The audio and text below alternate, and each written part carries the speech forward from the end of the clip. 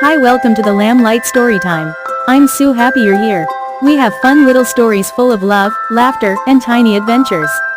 So get cozy and let's listen to a brand new story. Yay! Don't forget to like, share, and subscribe for more storytime magic every week. Look at this place. Isn't it just so beautiful? The little village is glowing in the golden sunset.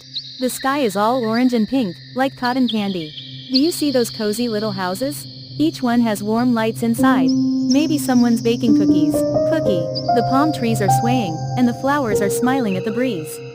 And up in the sky, the birdies are flying home, chirping their evening songs. Bird, ooh, and look at the tiny smoke coming from that chimney. Someone must be making hot tea. Hot beverage. This village is quiet, peaceful, and full of stories waiting to be told. Are you ready to hear one? Let's go. Every evening, two little girls, Flora and Jenna, went out for their tiny tea party. With little cups, tiny sandwiches, and big smiles, they walked hand in hand down the village path. Flora wore her pink skirt, her curly hair bouncing as she walked. Jenna, in her blue dress and braid, smiled as the wind gently brushed her face. They were heading to their favorite spot, under the big mango tree. A little squirrel, with shiny eyes and a curious nose, peeked up from the grass. "It's Nibbles," said Flora. Their tiny tea-time friend had come again. Nibbles always showed up just in time, never too close, never too far. He'd sniff the air, twitch his nose, and sit quietly nearby, as if he understood every word. Jenna gently placed a biscuit on a leaf, just like always. And Nibbles are sitting under the mango tree with tea and snacks. Dark clouds gather above, a soft breeze turns into rain. Suddenly, rain came. Big, round drops fell from the sky without warning. Flora and Jenna look up. "Oh no," cries Jenna. They grab their baskets. Nibbles dashes beside them. They spot a small, wooden house with a warm glow inside. They knock. The door creaks open. They knocked softly. Creak. The door opened, and a kind grandmother peeked out. Grandmother smiles gently. "Come in, quickly, you'll catch a chill."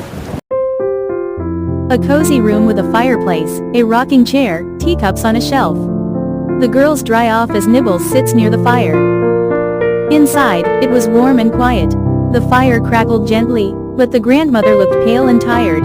Flora asks, "Are you okay?" Grandmother replies softly, "I've been sick, and haven't had much to eat today." The girls exchange a thoughtful look. Outside, the rain slows to a stop. "She helped us," said Flora. "Now we'll help her," said Jenna. They leave the cottage quickly. Flora, Jenna, and Nibbles return holding a basket with food, fruit, and soup. They returned with soup, fruits, and warm bread, and every evening after that, they came back with food and kindness. Nibbles offers tiny nuts. The girls chat and laugh with the grandmother. One evening, the grandmother looks healthy and cheerful. She pours tea and places sandwiches on a table. One evening, she poured warm tea into 3 tiny cups. "Because of your love," she said, "I feel better now."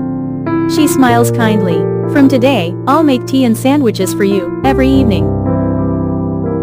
All three, Flora, Jenna, and Nibbles, sit happily around the table. Soft light fills the cottage, and the window shows a peaceful evening sky. And so, their evening tea time grew even more special, filled with care, friendship, and the joy of giving. Moral of the story: kindness creates a circle of care. When you give from the heart, love always finds its way back to you.